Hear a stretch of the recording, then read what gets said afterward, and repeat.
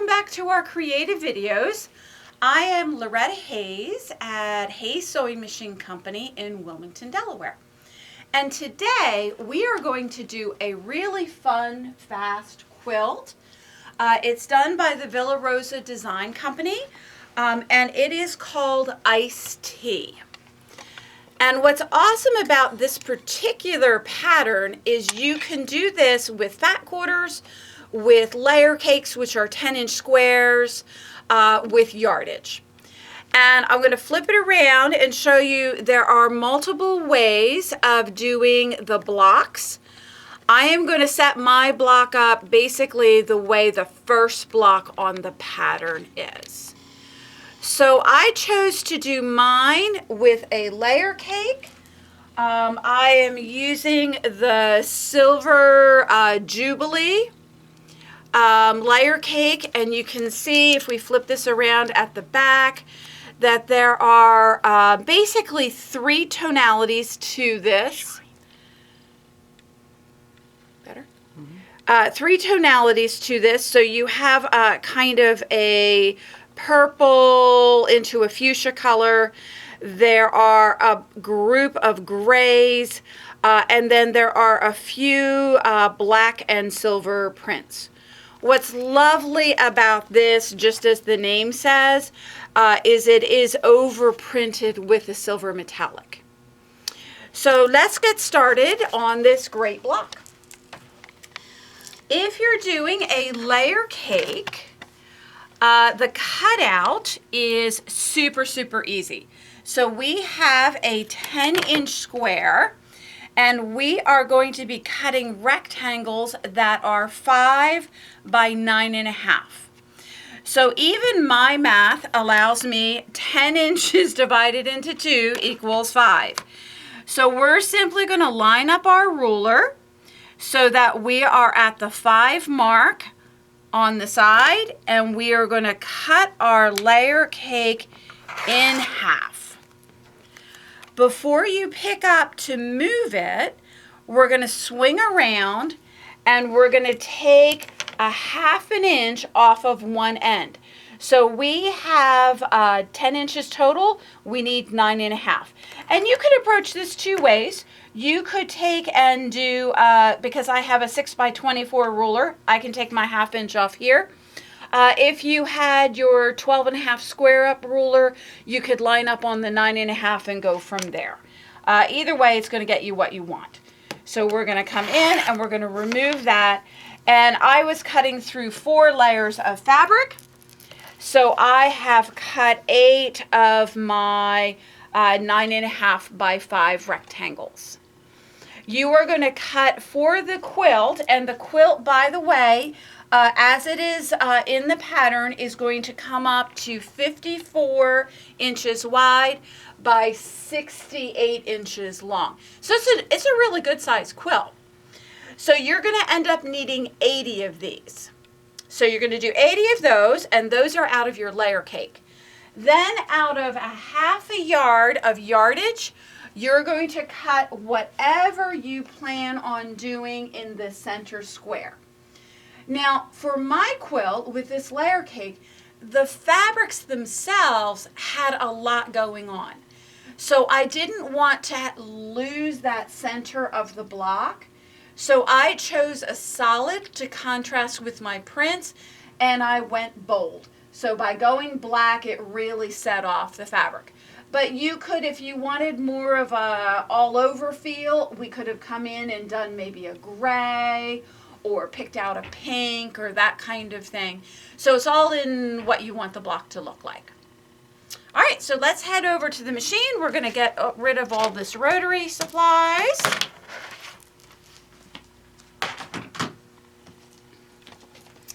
And let's lay out our block. And so I'm doing this block here. So when I was working with my block, I started out with a fuchsia fabric.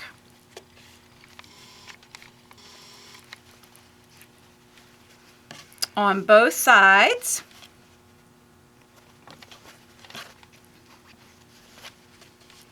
And then a gray and a black. So this is basically how I laid out my block. So you can see it's a fairly large block, which makes this piece together really quickly.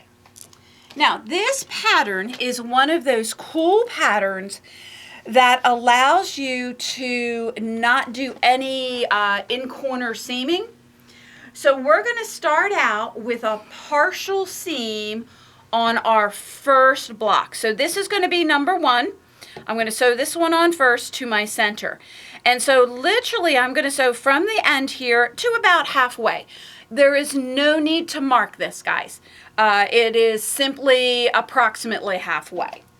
So our machine is set up kind of normal for piecing. We've got a 1/4 inch foot. I've got a number 57 foot on right now so that I have the little guide. And we're going to take it and we're going to place this over. And let me tell you, the one thing that we can get mixed up on this particular pattern is when we do this first step, I'm always going to have my black center underneath and I'm going to put my strip on top. If we take and we flip it, so we're going like this, then what happens is the block spins the opposite way. So if you did them all like this, it would be totally fine. If you do some like this and some like that, it's going to be a bear to lay out. So we're going to make sure I'm going to do it the same way as I did the rest of my quilt. So we're going to come in and I'm going to put that initial strip on. So we're going to go ahead and sew about halfway. Reach on up there. You can hit your scissors on your machine, whatever you need to do. And so we now have a seam that is partially sewn, so you can see down at the bottom. Now, it's going to be very helpful for me if I press this. So I'm going to go ahead and press this, and I'm going to press this towards my rectangle. So we'll head on over to the ironing board for a second. And we'll press that from the top. I always like to do that so that the lip of my iron can really press that flat. All right, back to our block, and you can relay it out. So now that we have sewn this partial seam, you can see how the next rectangle is going to go on.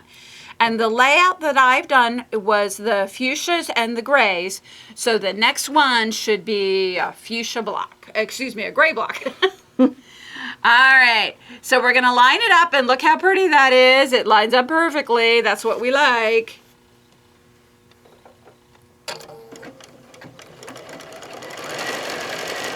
And we're going to seam down.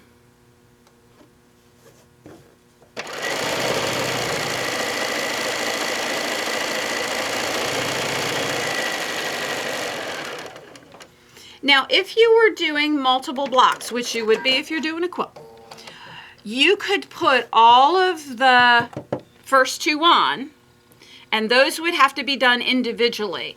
But when you got to this section, because you're sewing a complete seam going down, you could do one, and then you could line up the next one, and that is exactly how I did my quilt. So I was piecing multiple blocks at one time. All right, back over to the ironing board. We're going to press. Going to keep Pam active here, coming back and forth. She doesn't have to come back every time. All right, so we lay it back out, and you can now see that we now have this great seam here. So we're going to flip this up over here, get that lined up.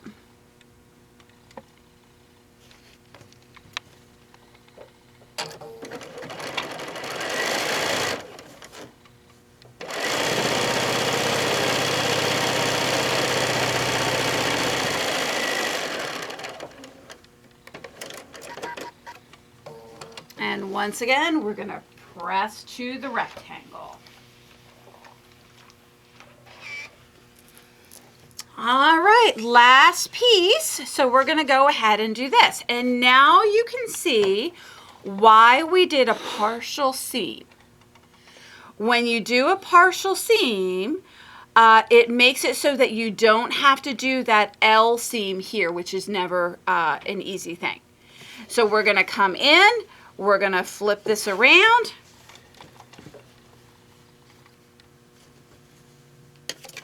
And line up.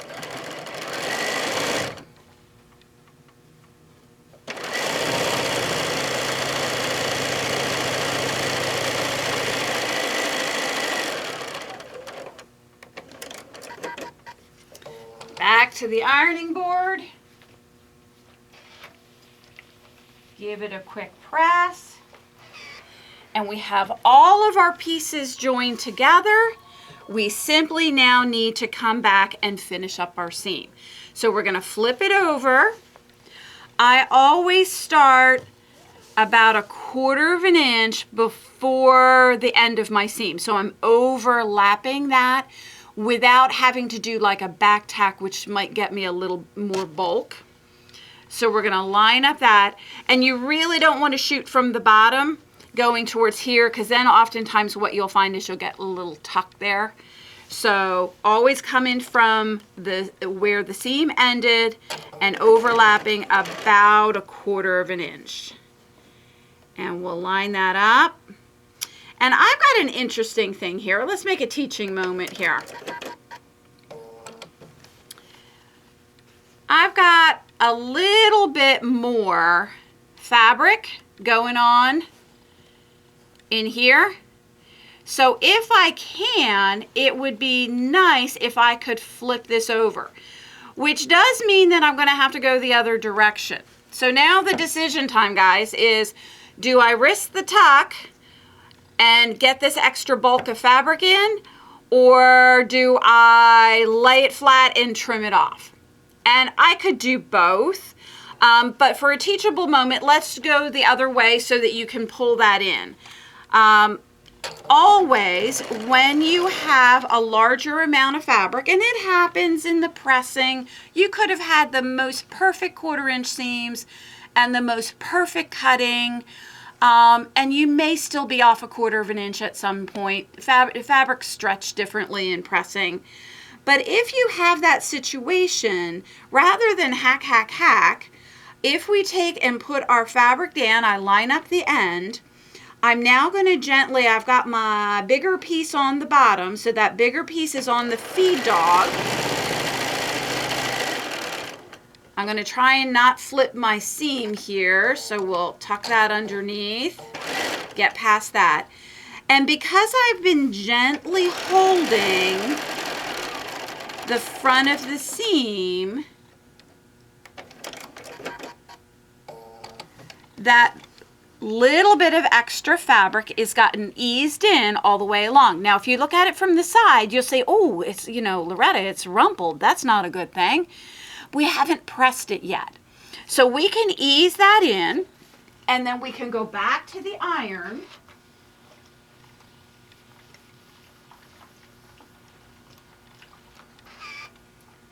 And check this out, guys. It lays perfectly flat. So we can ease an extra 1/4 of an inch in if we need to, if we have a problem with that. Now, don't go crazy with this. You cannot ease an extra inch in. If you have an extra inch, there's a cutting issue. So go back and check your cutting. Awesome. So this is your block. So we need to make this quilt, we needed 20 of them. So in the magic that is video land, I have got my row together. So I laid out my quilt, okay, and I've got my row together going like this. So you'll notice on my row, so here's my first block, second block, third block, fourth block. I have a little clip at the end of my block. I use that as my reference. So if you look over here at the quilt, you'll notice that I've got a clip on each one of these. And that way I always know which way my fabric is going to go. So we're going to be going, I'm always going to have the clip to the left. I always kind of figure I read from left to right, so that kind of works that way. Now, the other thing that is great about the clips is it'll help you with the pressing. So on this first row, I pressed towards my clip. On my second row, I pressed away from my clip. On my third row, I pressed towards my clip. On my fourth row, I did away from my clip. And on my fifth row, I pressed towards my clip. So I just alternated back and forth. So we're now going to pull this quilt down. Made a pretty backdrop though. We're going to find our clips so that I've got both clips. So we're going to attach that onto the bottom of our quilt.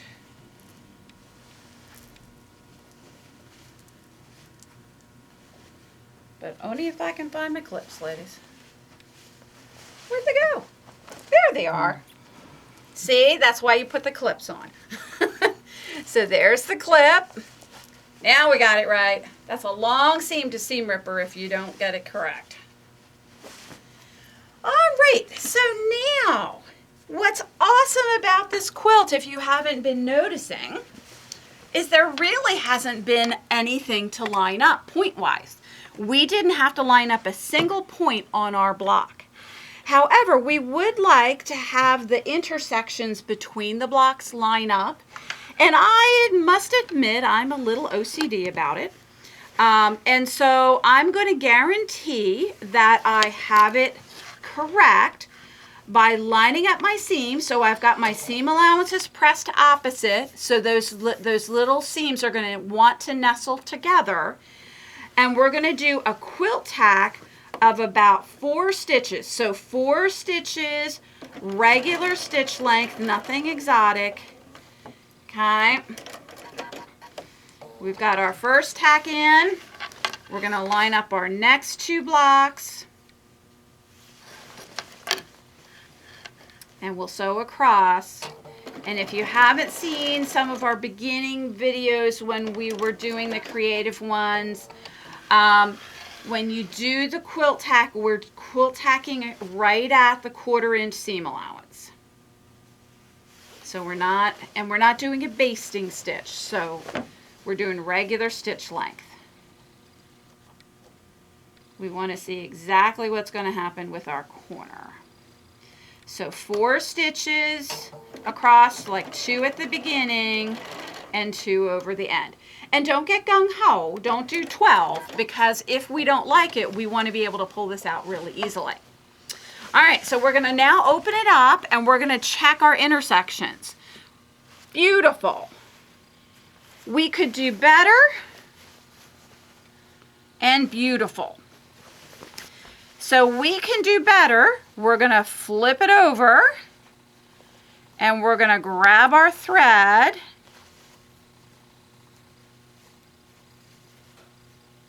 which is usually not this much of a challenge. There it is.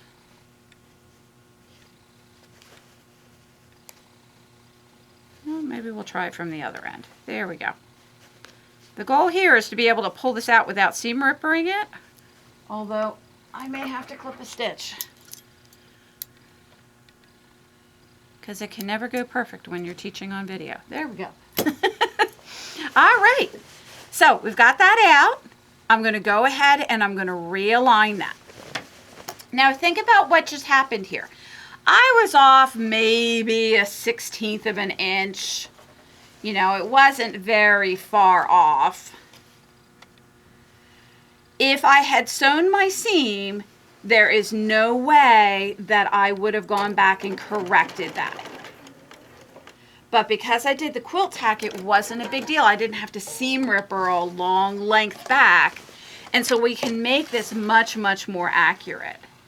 And there we go. That's what we want. Looking really good there.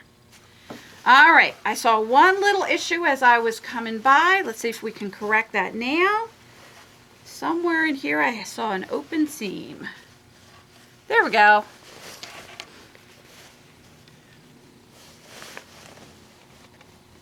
Either I ran out of thread when I was sewing at midnight, or we pulled it out a little bit. All right, got that one corrected. All right, now we've got our corners tacked. But what we would like to do is we're going to hold the quilt upright. So I'm going to grab the end that has the clips on it, and I'm going to look at my seam. And in a perfect world, the seam is going to be like perfectly flat all the way down. But you know, in our quilters world, that isn't going to actually happen. So I can see when I'm looking at this, I can see that this side, do you see how it has like a little pooch sticking out? So we're going to do that same thing that I was doing on the block. If I have a side that is a little bit bigger, I'm going to put that side down to the feed dog to let that feed dog help me in. Now, what will sometimes happen is sometimes you'll have a pooch on this side and you'll have a pooch on this side. That's fine. Just sew until you get to your connection where you did your quilt tack, and then flip it over and sew it from the other side. No one is ever going to x-ray your quilt and say, oh, Loretta didn't do a whole seam there. I promise you it'll never happen. And it'll just make things easier for you to do. All right, so let's go ahead and go. All of this makes it so that you never have that situation where you sew the long seam on your quilt and you get down to the bottom and you're like an inch off. And then what do? You can't chop off the block, so you have to go back and seam ripper all that. So I'd rather do a little prep work at the beginning so I don't have to spend time communing with my seam ripper. All right, so I've got my quilt tack in my right hand. I'm lining up with my left because I do want them lined up evenly.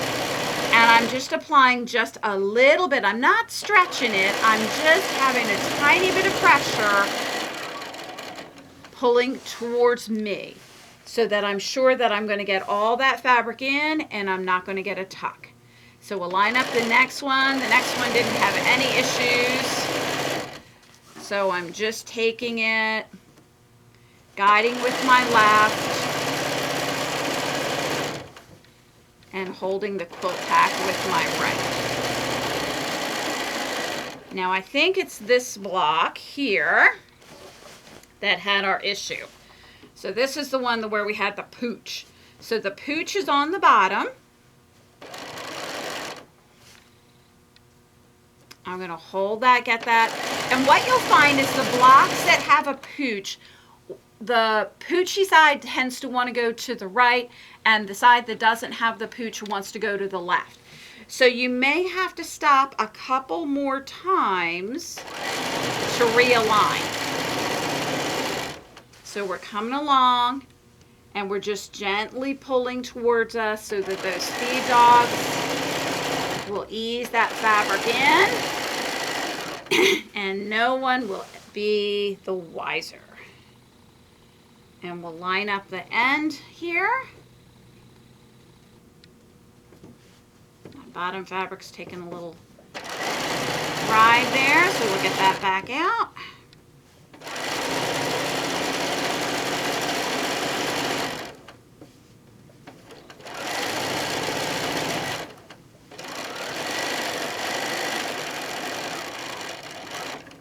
And we're done. We'll take this over to the ironing board.